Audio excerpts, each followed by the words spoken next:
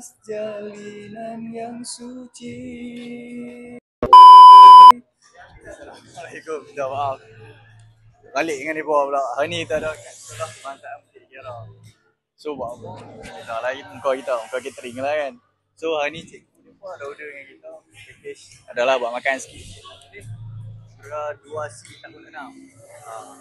So mari kita tengok lah ada menu apa dekat sini hari ni.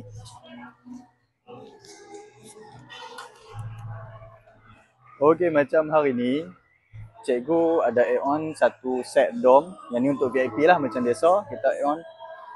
Lepas tu untuk menu hari ni kita ada nasi putih. Lepas tu kita ada nasi hujan panas. Macam biasa, killer kita ayam masak merah.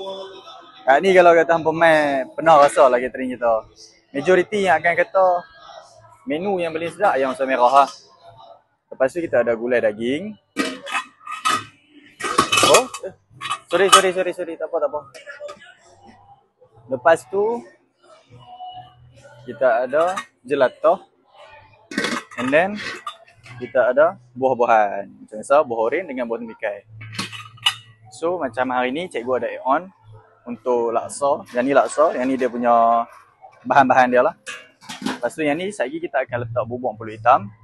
So yang ni cikgu tambah lagi dengan teh tarik. Lepas tu untuk ayam hari ni kita ada ayam oren dan juga ayam sirap. So yang ni pula kita ada kuah laksa. Kita berani tunjuk lah.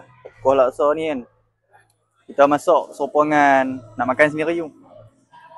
Bukan nak kata apa, memang pekat kau-kau lah. Okey, tu sahaja. Macam hari ni kita ada buat 3 set buffet. Yang ni untuk cikgu. Kemudian untuk pelajar kita ada lagi 2. Dekat situ ada 1. Lepas tu dekat atas dewan tu ada 1. So ingat sekolah mana-mana pun yang dekat Sungai Petani ni, kalau kata ada nak order dengan kita, boleh PM kita segera. Sebab apa? Sebab sedap lah. Okey, itu saja untuk hari ni. Baik, terima kasih. Assalamualaikum. Like, follow, subscribe and share untuk konten catering yang menarik seterusnya. Untuk menempah catering dengan kami hubungi 011550 98774 Haj Food Delicious Memory.